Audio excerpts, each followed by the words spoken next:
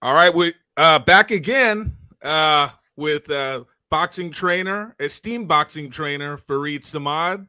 We're going to talk about a multitude of topics today in the sport of boxing. Uh, you're in Denver right now, correct? Yes, All yes. right, we're going to talk about that a little bit too. Let's get it started. Unbelievable! You want to throw sometime? Bang! Oh, my God!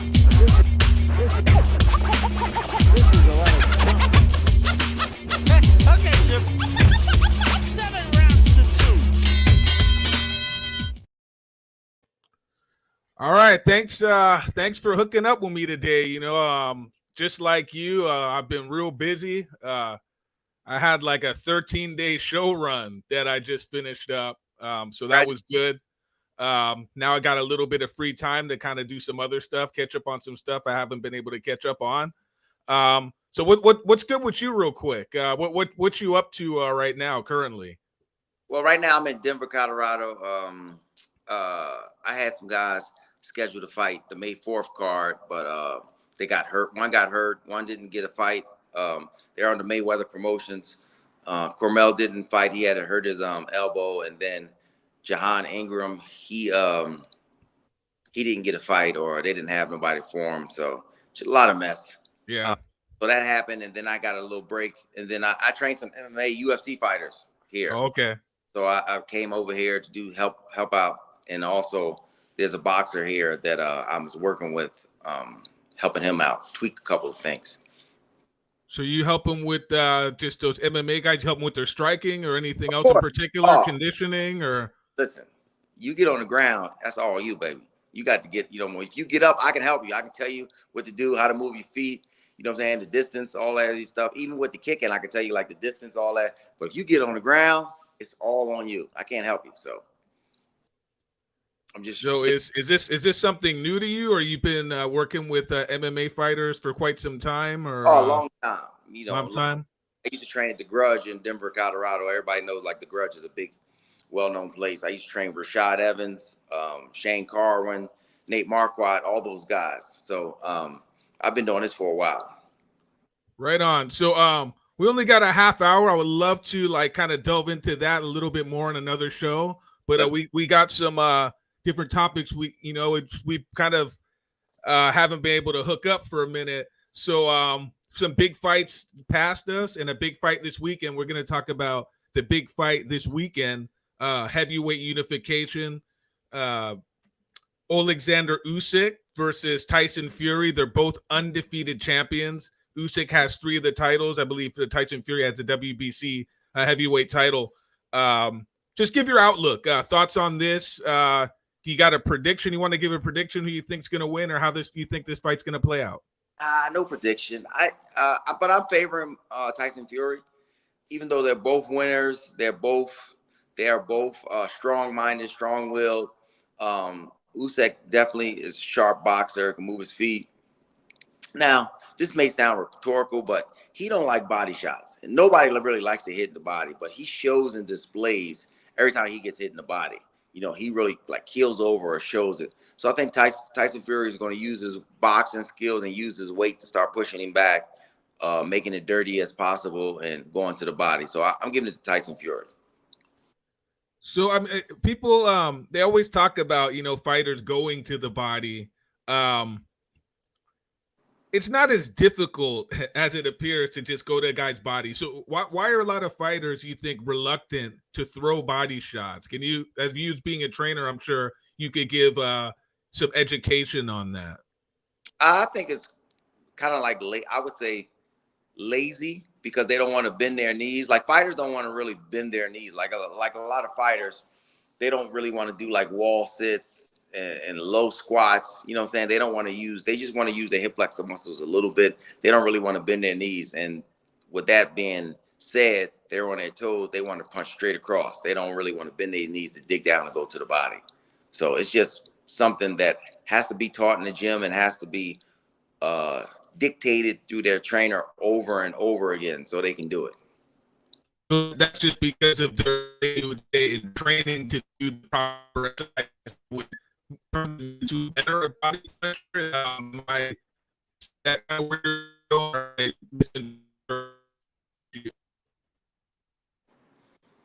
I really just think it's teaching. You know, like it's easy to punch a straight line. Closest distance to 2 points is a straight line. So punching straight is to the head, you know, or the shoulders or whatever the case is. So I think it's easier just to go that way. So they don't like to bend their knees, and they're not trained on it to bend their knees and get down low and things like that. So that's what happens.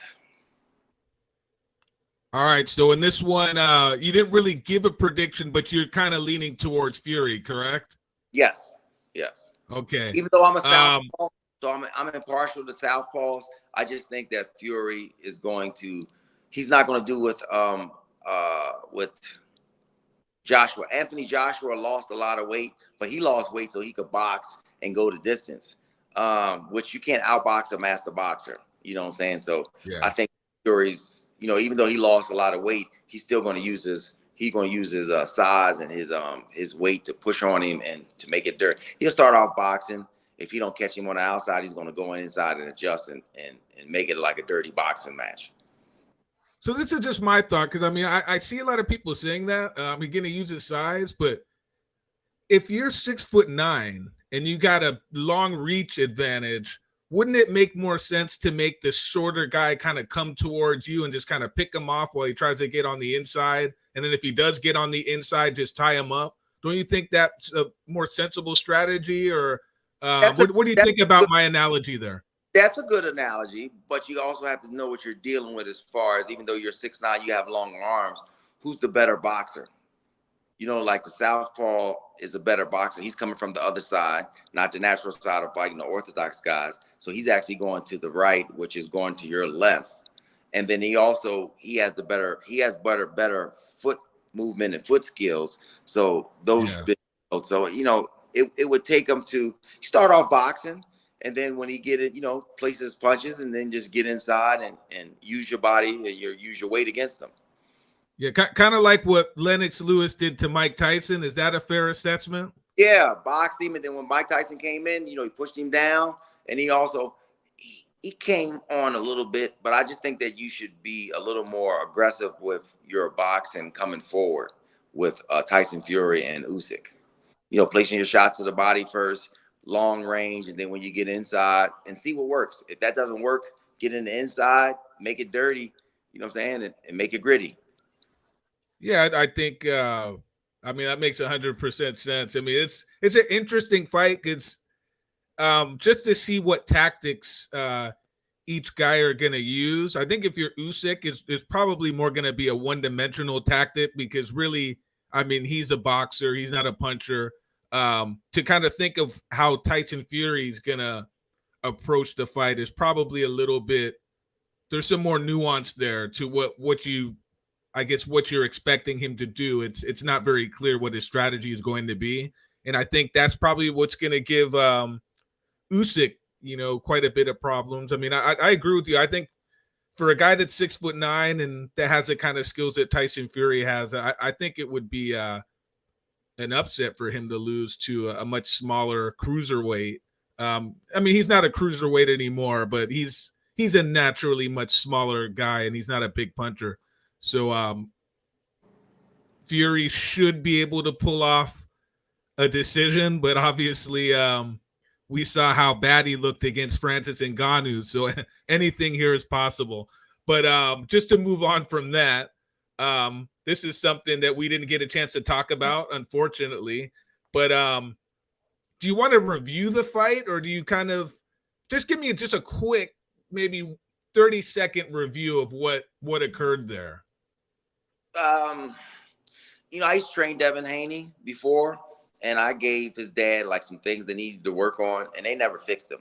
So, you know, and it really showed. He can punch. He punches hard with both hands, but he's never in place. He never transitioned his weight to punch. So that's what's going to happen. And then also, he didn't have nothing to keep Ryan off of him. Ryan didn't respect his power. Ryan got hit one good time, but he didn't respect his power. He walked him down surely, and he just punched. He was the harder puncher of the two. He had the faster jab, faster hook, and I talked about Devin's defense too, like working on his defense sharper. His hand is in the wrong position when he's trying to shoulder roll, and he got caught. It just got exposed. Yeah. So I can't do if they fight 10 times.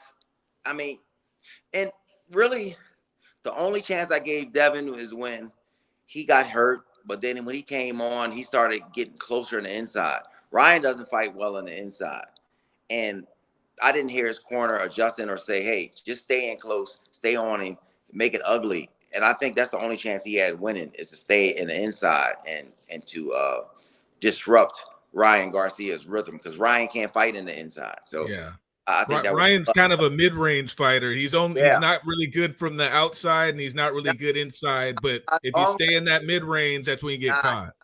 Nah, he's good for long range and mid-range. He's not good. Not good when you right on him just like that. You know, as you can see, it's kind of ugly. So you just stay on him like that, and he would have squeaked out a decision, and it would have been an ugly fight, but he would have won. But he was mid-range. That's how he got caught. He got caught mid-range. Got caught with the hook mid-range. Got caught with the right hand. He got caught with the hook. So, you know. But I think in the fight, I think he was like, after the first round when he got caught, I thought he was kind of trying to stay a little bit closer. He was. But something that Haney does, and you could probably attest to this, is when he moves out of the pocket, he kind of moves back out in the straight line. And I think that's where he was getting caught with those hooks. He was not being responsible on his way out when he was kind of probably trying to reset or whatnot on his way out of the pocket. And because Garcia, I don't know. There's probably just things they did not train for, like you said. I think they just didn't. They weren't as responsible defensively. Weren't giving Garcia a whole lot of respect before the fight. I don't think. I think they kind of just overlooked him a little bit. There's no way in the world he should have been ill prepared for that. They fought 6 times in the amateur. He should have known this guy. You know, like knowing that what's his attributes. You know, you watch him all the time. You should know his attributes. So he should have stayed in the inside, and he shouldn't have looked to back out or get out. He should have just stayed and made Ryan back up and get out, but not back up. So, you know, hey, you know, it happens. It's life experience. So how much of this loss do you attribute to this whole PED scandal that's going on? He tested. Well, okay. So just let me just give a little background for anybody who doesn't know. Ryan Garcia, he did make the weight. He was 3 pounds over the weight. Didn't appear like he even tried to make the weight at all. Devin Haney, obviously a big kid also, killed himself to make 140 pounds. Not to take anything away from Garcia. He did fight a good fight, but he also tested positive for a banned substance.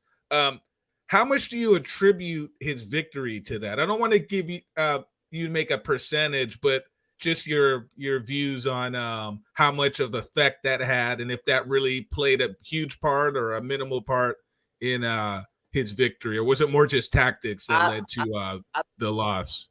His poor planning, I think, but I don't really know about the testing positive, because you know now he's tested negative, so it's just like, oh, trace amounts. I don't understand it. I don't know it. Like, you know, so he's guilty, then he's not guilty, then he's guilty again. I don't know, because his second. He was one of the. I think the one ban or the substance Ostarine that was still in his system. I think so. I don't want to delve too much into that, because obviously I think the B sample hasn't been. The lab results have not come back, I believe, for that yet. But the other one they did throw out. But let's just say how many times did he get tested, or how many samples was tested negative or positive? So I don't know, because they said that there was two separate substances that he tested positive for the day of and the day after the fight. So before and after the fight, he didn't test positive for anything in the VADA tests, in the random tests, which is somewhat unusual, but there could be answers for that also. Yeah. So, but yeah, it's something to think about, but obviously, so let's scratch the drug testing thing, because obviously there isn't a whole lot of clarity there yet. Maybe we'll have more clarity in the future. But what about the 3 pounds weight? Do you attribute that to Haney not being able to take Garcia's punch, or Garcia being maybe a little bit stronger and more having more confidence in his abilities because of those 3 pounds he didn't have to take off?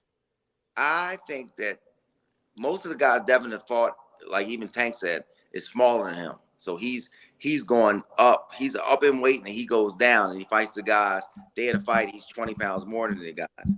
So this time was actually somebody his own size. So, and then, that happened. So essentially what you're saying is he met his match this time and he just didn't have the firepower to kind of keep the put guy him up. away or get his respect. Keep the guy up. So yeah, that's what it appeared to me is Garcia was not concerned whatsoever about Devin Haney's power. And I wouldn't say he walked through him, but because he didn't really throw a whole lot of punches. I mean, he was pretty much just trying to set up one shot. And for some reason, Haney just didn't know how to get out of the way of it, which was very surprising considering he's known as being a pretty good defensive fighter, at least up until this bout.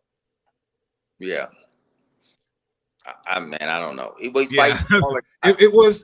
He's fighting small. He's fighting small guys in weight, so he can stay in the pocket and block and catch. When he fights somebody his own size, he can't block and catch those. So I don't know, But at the end of the day, they'll figure it out. But he was just talking about that the New York, they got some lawyers together that he should get the W out of the deal. There's no way in the world he should get the win because he did lose. But if anything, he should get a draw, no contest. Same thing like when James Toney fought Andy Ruiz for a heavyweight title and he won, but he had testosterone in his body because he had a bicep tear. He looked horrible, like body weight. You know what I'm saying? Just same thing with like Ryan Garcia. Ryan Garcia didn't look good, like impressive his body. He just was big.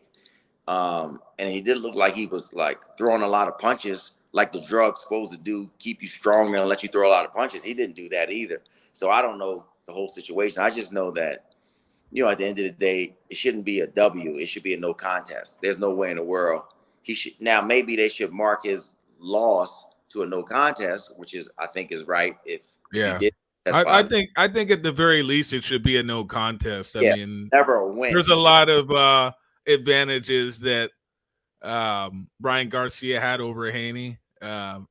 Obviously, Haney is somebody that blows up from the weigh-in to the day of the fight, also, and he kind of let Ryan Garcia beat him at his own game for the lack of Ryan Garcia beat him at his own game. I mean, he really did.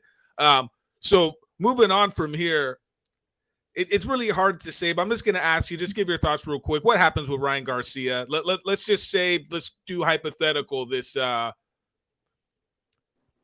I guess supposed drug test stands and he gets suspended. Where does he go? I mean, who does he fight? If he gets suspended, he's suspended for a year at least. Same thing with Alicia.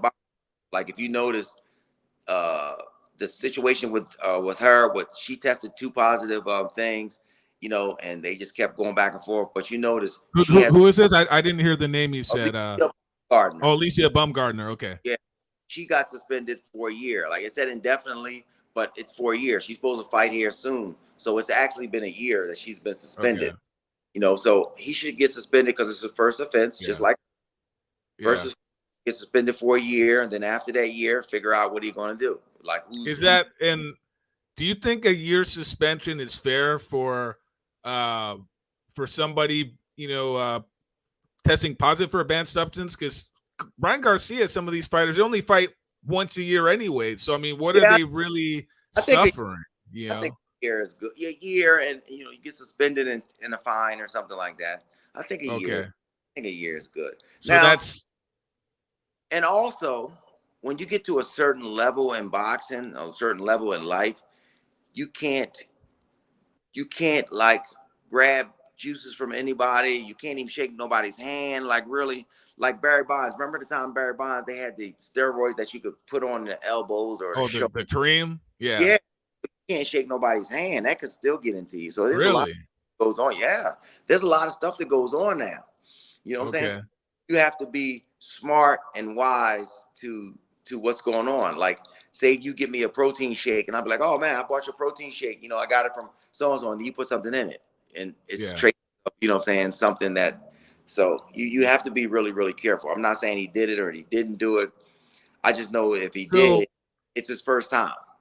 How difficult is it for a trainer to monitor what their fighters are taking? I mean, is that Oh yeah, that's not the trainer's job. But it's 24/7. You don't live with the fighter. yeah. You train a fighter maybe 6 hours. You might see a fighter 6 hours out of the day, maybe let's say 8 hours out of the day. You know what I'm saying? You got the rest of the time, 16 hours. You got 16 hours, right? If I'm not correct, 16 hours to do whatever. And so it's like, you can't monitor them Are the majority of the fighters uneducated on what substances are legal and illegal, or are they, most of them, very ignorant on what is allowed and what's not? Is that a question I could ask you, or is that just it all depends on if they were on an amateur. If you were on an amateur level, the amateur had testing all the time. And the amateurs, you couldn't even use the nose spray. Like the nose spray, like if you had the nasal I think that's on the bad substance list also. Yeah, the UK. In the UK, UCAD, you cannot use the nasal spray. Right. But, it's just certain things you couldn't use. You had to Yeah. write it down. So if you were an amateur's top level, that you couldn't use crap. So really, Yeah. so but if you just turn pro, you have to learn these things. Like you have to be educated and you have to talk to the guys and let them know about what's going on. And then when they do the or whatever type of testing, they have to show them like what they need to get, what they can't use. You can't use certain over the counter medicine, things like that. So VADA is educating these fighters on what substances are they educating the fighters or not, but I'm quite sure they should be like, this is a list of stuff that's you should be using. Well, I guess at the end of the day, it's your own responsibility to kind of find out what you should be taking, what's legal and what's not. That's my personal opinion, but you're a professional, you're responsible for what you put in your body. So that's my look on it. Moving on to Devin Haney quickly. What's his future? Do you see him coming back this year? And if so, who is he going to fight? Or is that just too early to say? I don't know what's going on. Like he didn't get like beat. He took a lot. He took some hard shots. Like I think that he took some hard shots to where he might have concussed. You know what I'm saying? He took some really, really hard shots like that. I mean, he's a warrior too. Don't get me wrong, because the last got hit and he rolled over on his side. I didn't think he was getting up, but he still got up and he still continued. So he took a lot of hard shots. So he's gonna have to, but he's young too. So he's gonna have to brush that off and get himself together, get a brain scan just to see how you feel and whatever, and then go from there. But they're saying that he already has a mandatory. This is what I don't like about boxing. If you have a title, you go up in a weight class, but you had a weight class in a lower title or whatever the case is, you have a mandatory within 90 days. So, like the punishment he took off those hooks and those right hands, 90 days later, he's supposed to fight somebody else because he has the title. So, I think he should take a break. He shouldn't fight within 90 days. He should try to get out of that or just relinquish his title and then go for something else down the line. And he's talking about moving up to 147. So I don't know what's in his future. I just think that whatever happened, he should work out, train, regroup, think about what he's going to do, get himself healed mentally and physically, and then go from there. Yeah, it's there's a lot of killers at 142, so you better be careful who he comes back to fight. I would say I would give my title up. He's talking about moving to 47, but I would give my title up at 40 because the title, he already got the title. He made history with that.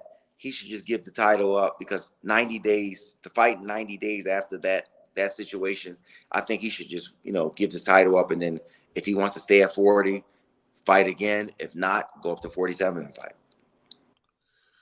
Yeah, but it's there's a lot of, if he's not taking punches well at 140 or at 140, he can be in trouble at 147. So yeah, it's definitely it's going to be rough moving forward for Devin Haney, especially considering he couldn't punch at 135, he couldn't punch at 140, and I don't see him being a puncher at Well, 147. let me say again, I've trained him and I've held him from. He actually can punch. It's just the idea that he doesn't sit there. He's looking to leave or exit before he punches. Yeah. So that's a lot of things. But when he's sitting down, he's thinking about defense. He's basically thinking about defense before his offense. So that's why he doesn't sit down on his shots. Yeah. Kind of like Tyson Fury was doing in that first fight against Deontay Wilder. And then the second fight, he started sitting down on his punches and he got him out of there. And he also, if you look at any videos and you look at videos of him hitting the bag, he doesn't transition his weight to punch, to use his weight to transition weight from the left side to the right side to get the full power out of his punch. You know, so and that has a lot to do with it too. That's what I explained to him when I was training him, and I told him, you know, you got to transition your weight. When you're throwing your right hook to your left hook, you got to go from the left side to the right side, transition that weight and explode. But he's not doing that. So that has a lot to do with his punching. But sometimes sitting down in your punches also has to do with having confidence that you could take a punch, because you got to have confidence to take a shot, to give a shot. And if you don't have a good jaw, that's, you know, that might be a detriment also. Well, this is the idea. Boxing is the art of hit and get hit, but you're going to get hit in boxing. You know, boxing is all oxymoron sport. So, but if you transition your weight, like if somebody throws a right hand and you slip over, you transition your weight, you're not going to get hit. So you might as well turn your body weight and throw and explode with the whole shot. Put your weight down here and then turn over here. But he doesn't do that. So it's just like, what's the use? So, you know, I explained it to him before. You know, they wanted to go a different route. I'm happy for him. You know, sometimes you get what you get. So you take the good with the bad, and you know, unfortunately, this last fight he didn't look good. He looked bad. Man, did you expect? I don't know if we even talked about it before the fight. Was that unexpected to you that he lost to Garcia in that manner, or was that something that you maybe could perceive occurring? I thought. Was it a shocker to you? Is it that he's it wasn't a shocker. It wasn't a shocker. It wasn't a shocker. It wasn't a shocker at all. I thought it was like I just didn't think that Devin had enough to keep that man off of him because of I've actually, you know, I always bet when people always say make bets, I bet as my life depended on it. You know what I'm saying? Like I was rooting for Devin and I thought he would win by a narrow decision. But they say if you bet your life on it, who would you bet on? I bet on Ryan Garcia because I knew that Ryan was a harder puncher. I knew because he came at Tank. See, Tank gave him something to keep him off of him.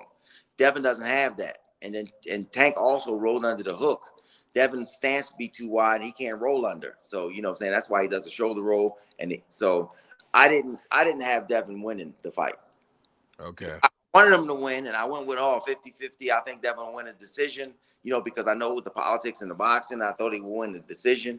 As you can see, the fight was still close. But if I had to bet my life on it, I would bet on Ryan Garcia to win. Okay. Interesting. I mean, you worked with the guy, so maybe that's why you have a completely different perspective. And you worked with him from like the crib almost. So yeah, I worked on his first three professional bouts. I worked with him as an amateur in his first three professional bouts. I think 2 or 3 professional bouts. Okay, so you did work with him in his amateur career for a little towards bit. The tail end, or towards the tail end, and then the pro. Okay, man, let's move on from that because we don't have much time. Canelo, the big question we always ask. Well, actually, first I'm just gonna ask before I ask what's next. I'm going to ask you, what did you think of his performance over Jaime Munguia? Did that impress you, or were you just like, oh, okay, he just fighting another guy that's inexperienced? It didn't impress me at all. I actually thought he carried Jaime Garcia. I thought he had him hurt. Really? Yeah, he had him hurt, had him down, like hitting him with the body shots, and he had him hurt. But when he hit him with the body shot, like 7th or 8th round, I don't know what round it was, but he had him hurt, and I think he laid off of him. I think he could have stopped. And Was that because he doesn't have the killer instinct anymore, or is that just because It could be because it could have been it was his Mexican brother. You know what I'm saying? I don't know. I don't know what's going through his mind. But I know that I thought that he could have stopped him, especially when he hit him with that body shot and he like froze him. I thought that he could have stayed on that body and he could have got him out of there, but he lifted off the gas. You know what I'm saying? So I don't know. I thought that he carried him. That's just me myself. Yeah. He still won the fight. I thought he won the fight. I keep hearing that, and I don't know. I'm kind of on the fence there. What about Munguia's performance? Did he impress you? Did he look better than you expected, or was he just typical Jaime Munguia, just going in there with no defense? Not expected at all, but he looked better because I think him training. I like Freddie Roach. Freddie Roach is one of my favorite trainers, and Freddie Roach comes from there's a tree, you know what I'm saying, and it has some branches. He comes from Eddie Futch, which Eddie Futch is my favorite all-time trainer. Okay. Georgie Benton, who trained me, who had Freddie Roach. So he come from that stem. So and you can see the teaching. But he didn't impress me or say, oh man, Jaime looks good. He did this, he did that. It didn't impress me at all. He just looked better. He looked fundamentally better. I thought he looked better. But I think what happened in that fight was the first 3 rounds, you could see he was kind of staying on the outside. And he doesn't have the boxing IQ to stick to a game plan. It's like as soon as he gets hit a couple of times, he just kind of starts to revert back to what he does, and that's brawl. You know, he was staying in the pocket with Canelo, which is a big no-no. And that's when he got caught. Whenever he was on the outside, I mean, he wasn't really landing a whole lot, but he wasn't getting hit a lot. So, yeah. It comes with discipline. That comes with drilling things over and over again. It comes with discipline. You know what I'm saying? So he doesn't have the discipline yet to go 12 rounds of boxing and not get into a brawl or a fight. You know what I'm saying? He doesn't have that discipline yet. But I think with Freddie Roach, he'll get better and better. All right, so the $200 million question that I'm going to ask you, what's next for Canelo? Or $250 million question? I don't know if you heard, but the IBF just made some guy who I don't even know the mandatory fight. Edgar Berlanga? No, not even Edward Berlanga. And I don't even think Edward Berlanga belongs in the ring with him. No, he'll get slaughtered. IBF made somebody else who I don't even know the mandatory for him to fight in the next 90 days or whatever the case is. So okay, yeah, I don't know. In September, he's supposed to fight this guy. You know what I'm saying? I don't even know the guy. That ain't no. I was like, oh my gosh. All right, so that's I don't know. Yeah. Is he okay? Because I don't want because I mean we get to probably talk about this until Canelo retires. Okay. Is he ever gonna fight David Benavidez, or is that fight just off the table, or what's the deal there? I actually agree with Canelo. I'm a David Benavidez fan. I was just in Florida, Miami, training with him with Boxer Gym. Shout out to Boxer, BOXER Gym. One of the best gyms. The gym I've ever been to in my life.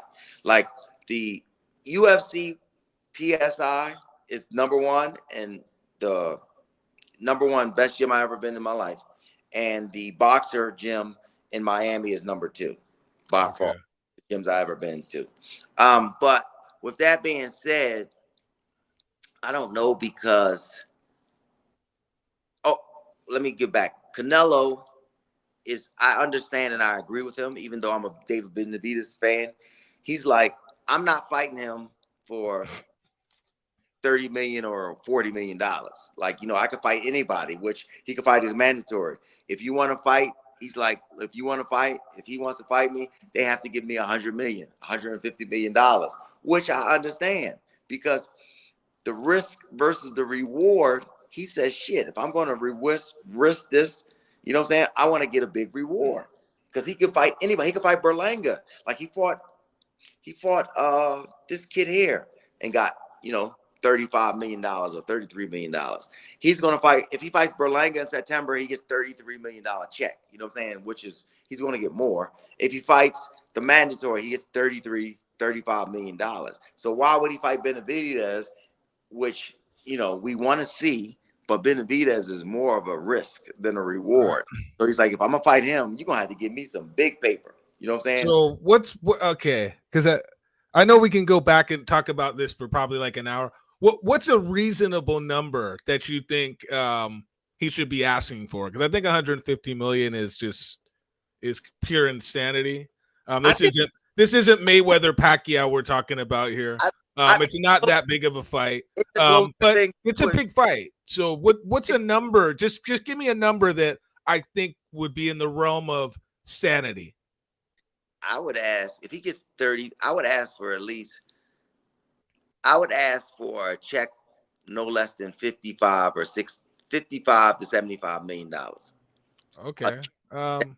Do with the sponsorships and all that stuff. I would ask for my most ever money check wise.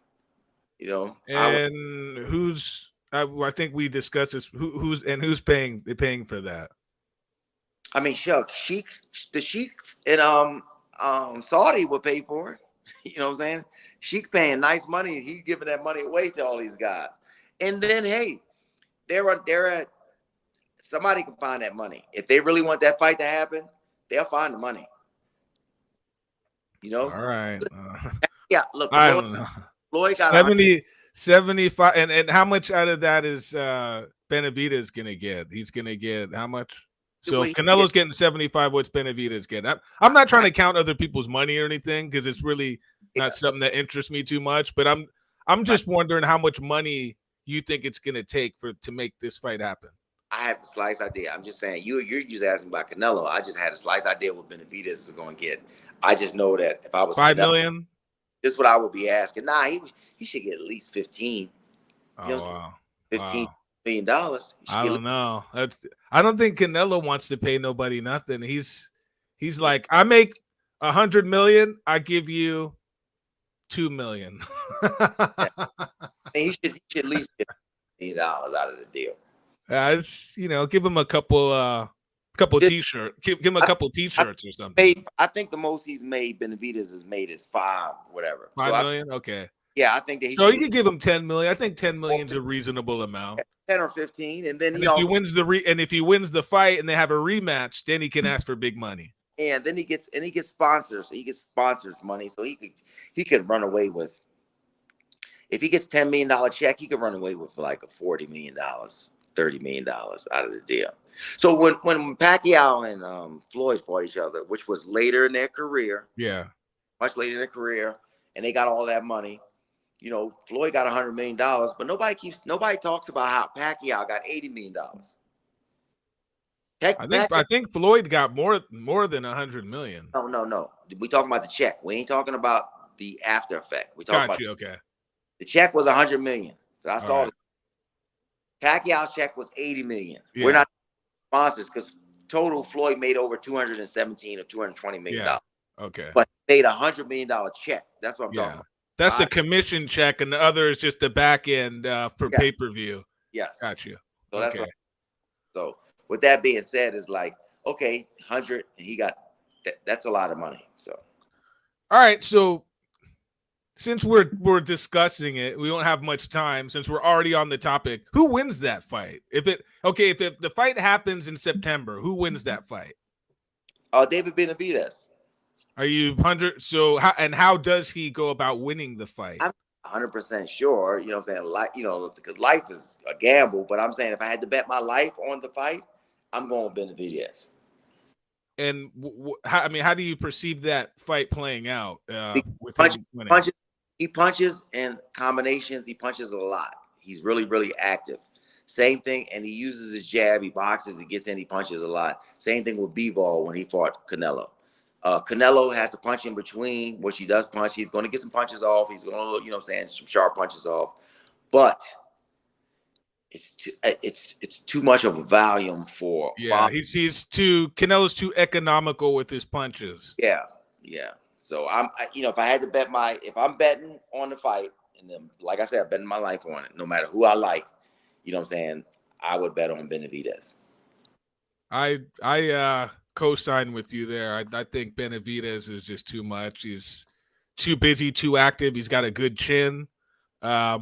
and I think he'll be smart enough not to let Canelo land all those body shots, and Right. he'll be smart enough not to be getting hit too often against Canelo. And I think if he does get hit, I think he'll be able to take Canelo's punches. I mean, some of these other guys, if John Ryder can go the distance with Canelo, I don't think David Benavidez has nothing to fear. I mean, Canelo is not gonna do enough damage to deter his volume attack. I think he's just gonna be too busy. Powerful enough to get Canelo's respect, where Canelo's not just going to be throwing wild shots. His hands are going to be in his pocket a little bit. Yeah, so that's my assessment. I think I can definitely 100% agree with how you see that fight going. Do I think it's going to happen? I don't know. I mean, yeah, but we'll see. Do you have any more time for one more question, or you got somewhere to go, or one more quick? Okay, so I have 3 questions. I'm going to ask you which one you would like to answer. First question is best at 135. The other question is Tank, when is he going to step it up? And the other question is any fights not on the schedule right now do you want to see? So any of those 3 questions, decide which one you want to address here. Tank is the best at 135. I would never bet against Tank. Tank is my Floyd Mayweather. No matter if he chooses to fight you, I know Tank is going to win. I'm not betting against him. Tank is my era of Floyd Mayweather. I've never bet against Floyd. So never bet against Tank. So you saying that, who do you see around those weights that you think can beat him right now? Or who would you give the best shot anyways? The best chance to beat Tank? Obviously, you said you think he's the best guy at that weight, but who would be bring the best out of him, the best challenge out of the guys around 135 and 140? I don't think Tank could go up to 140. He went up at 140 one time to chase a belt to fight. I forgot the kid's name who won. Mario Barrios. I think he looked good at 140. I don't see what the reluctance is to fight at 140 for him. Well, he was also drinking back then. He changed his life around. He's in shape. He's like, if you watched him last week, he looked like he's at fight weight right now. Okay. So he changed his life around. So he knows that heavyweight. Now, don't get me wrong. He has a puncher's chance no matter where he go. But whatever weight it is. But I'm just saying he's a naturally 135. I'm quite sure that now he got his life right. He probably could make 30. Same thing with Lomachenko. Lomachenko is really a 126 pounder. He fighting 35. He fighting up in weight because of the challenges. But he's not that weight. That weight class is not for him. So with that said, I think I would love to see Tank versus Lomachenko will be my most exciting fight to see. And how's that go? Tank by KO, or you see a scenario where Lomachenko can outbox him? Tank wins, but I would love to see that fight. See, also about Lomachenko comes forward. He doesn't just back up and box and move around like a southpaw, like trying to stay away. So he's actually going to be coming forward. So he's actually going to be participating. So that's going to be like a little clash. So I think that too will be like, as far as boxing knowledge and skills and seeing the moves that they make and what they do, I would love to see that one. Yeah, I mean, I get what you're saying on the strategy of I somebody was in the chat, they just left a comment, so I just wanted to just show it here. They said Usyk in the 9th round. Okay. Tell them I'll bet on that. Tell them I'll bet on that. Tell them listen, follow me. The Pigeon. Follow me on Instagram, Train to Perfection. I'd like to bet you on that one. We don't even have to bet money. We could bet some push-ups or something. But you got to post the push-ups. You got to get online and post it. Give me a shout out while you're doing your push-ups. I'll bet on that one. All right, go ahead. Yeah, I don't. Hey, everybody. I don't see it. I don't see Usyk by stoppage at all. I mean, I really don't. But that's. Yeah, we're both going with Fury anyways. So at least you go with Usyk now. You change your mind? Who, me? Oh no, you're betting against Pigeon. Yeah, I'm betting against Pigeon. Okay, I don't see it. Follow me on Instagram at Train to Perfection. Like, and send me a message. I'll bet you on that one. I'll bet you push-ups on that. You know these fans is when they lose, they just go and hide. So It's all good. It's all yeah, good. he ain't gonna do no push-ups if he loses. He'll change his name to some other bird or something. Yeah. But anyways, let's see. So 135. So I guess we're just gonna kind of leave it at that question. But obviously Tank is the best in your mind. Who's number 2? I don't know. I would go with Shakur at number 2. And him and Lomachenko, I think that's a fight that's probably going to happen. I'm just going to say before we go, a fighter that is kind of being overlooked, who's a pretty good fighter that I'd like to see with some of these guys is William Cepeda. He's under Golden Boy Promotions. I think he's like 29-0 with 25 knockouts. He's a volume puncher. Doesn't have the greatest defense, so that might be his Achilles heel, but he can punch. He throws a lot of punches. He seems like he can take a shot, like majority of Mexican fighters are usually. And actually, this kid trains with Subriel Matias up in like 10,000-foot elevation in Mexico. So he's well conditioned. He'll be a headache for anybody, So I'd like to see him in with some of these other guys. Yeah, but if your defense is shabby on the elite level, you're gonna get it's not working for you. Well, I'm just saying his defense is not his strength. His offense is his defense. Right. Which guys who punch in between, that means you're coming forward, you punch in between, I see him getting knocked out. But the thing is, he can punch. He's a volume puncher with power. He's not just the slapper. So yeah, he definitely give these. He makes good fights. So I want to see him in with these guys. I wouldn't favor him against any of the guys we just mentioned, but he comes to fight. He comes to fight. I give him that. Right. Yeah, he's a fighter. He's a fighter's dream. Like, people want to see good fights. They're not going to get a bad fight out of him. But I don't. Yeah, competitive.